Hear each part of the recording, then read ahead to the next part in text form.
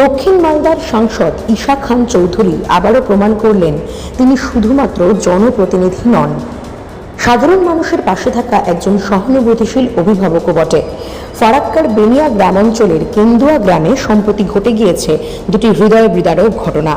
একদিকে 8ই জুলাই নির্যাতিতা শিকার হন বিশেষভাবে সক্ষম এক 21 বছরের যুবতী, অন্যদিকে 11ই জুলাই পাথরকুচি বোঝাই ট্রাক্টরের ট্রলি উল্টে জখম হয় তামান্না নামে এক তরুণী। এই দুই মর্মান্তিক ঘটনার পরে আজ পরিবার দুটির সঙ্গে দেখা করেন সাংসদ ঈশা খান চৌধুরী। শুধুমাত্র সহানুভূতির আশ্বাসই নয়, উভয় পরিবারকে আর্থিক সহযোগিতাও করেছেন তিনি। এলাকাবাসীর উদ্দেশ্যে স্পষ্ট বার্তা দিয়েছেন সাংসদ, জানিয়েছেন, আমার মাত্র 1 বছর হয়েছে আমার মাত্র 1 বছর হয়েছে নির্বাচিত হয়ে। এর মধ্যেই প্রাক্তন সাংসদ আবু হোসেন খান চৌধুরী প্রায় 4.5 কোটিরও বেশি কাজ করে গিয়েছেন। তার যথাযথ প্রমাণও রয়েছে। আমি সেই পথেই চলেছি, মানুষের পাশে রয়েছি, থাকবো। তিনি আরও জানান, কেদুয়া, বাগদাবরা ও চান্দর রোডের বেহাল অবস্থার বিষয়েও তার নজর রয়েছে। আগামীকাল তিনি মুর্শিদাবাদ জেলার জেলা শাসকের সঙ্গে বৈঠক করে এই সমস্যার সমাধানে পদক্ষেপ নেন। অবশেষে সাংবাদিকদের মুখোমুখি কি জানালেন তিনি, শুনুন বিস্তারিত। ফারাক্কা থেকে নিজস্ব প্রতিনিধি, নিউজ 15 বাংলা। তাদেরকে মাতাল বলেছে এবং উল্টো পাল্টা কথা বলেছে এবং এই রাস্তাটার নিয়ে প্রচুর সমস্যা আছে। আপনি এলাকার সংসদ হিসাবে জানেন, এই ব্যাপার নিয়ে আপনি কি বলবেন? আমরা আজকে বেনিয়াগ্রাম জিপিতে এসেছি, ফারাক্কা ব্লকে।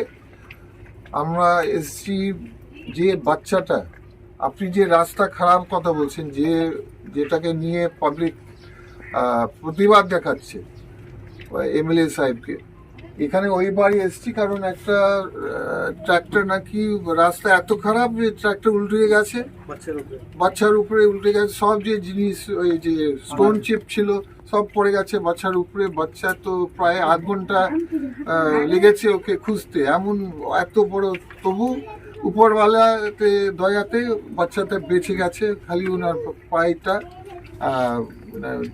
ইনজারি হয়েছে। পরিবারকে আজকে আমরা এসে সহযোগিতা দেওয়ার জন্য। আর এই যে আপনি কথা জিজ্ঞাসা করছেন বারবার, যে রাস্তাতে, এটা খুব খারাপ লাগছে যে এখানে 6 কিলোমিটার এত খারাপ রাস্তা আছে। আমি শুনেছি এখানে পার্ট জেলা পরিষদের দায়িত্ব, আর পার্ট তো অবশ্যই, যেহেতু এটা বড় প্রকল্প না লাগবে, ছোট রাস্তা নয়।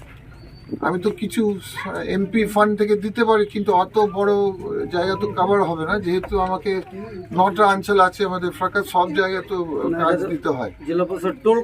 জেলা পরিষদ এখানে আমি শুনলাম টোল খাচ্ছি, এটা ঠিক নয়। জেলা পরিষদকে ইমিডিয়েটলি আমি বলবো, আমি যাচ্ছি ডিএম এর কাছে মুর্শিদাবাদ কালকে, ওইখানে আমি ডিএম সাহেবকে বলবো যে জেলা পরিষদে এখানে রাস্তা একটা প্রকল্প, একটা স্কিম বের করতে হবে।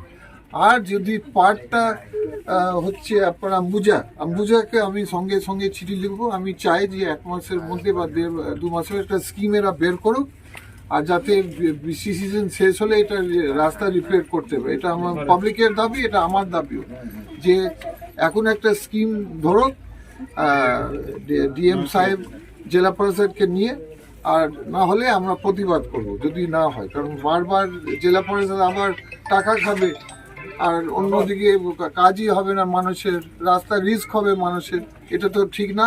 আমরা অবশ্যই এই আওয়াজটা, পাবলিকের আওয়াজটা তুলে দেবো। দাদা, ফারাক্কার বিধায়ক বলেছেন আপনি এমপি হওয়ার পর থেকে ফারাক্কায় একডালিও মাটির কাজ হয়নি, কি বলবেন বিষয় নিয়ে?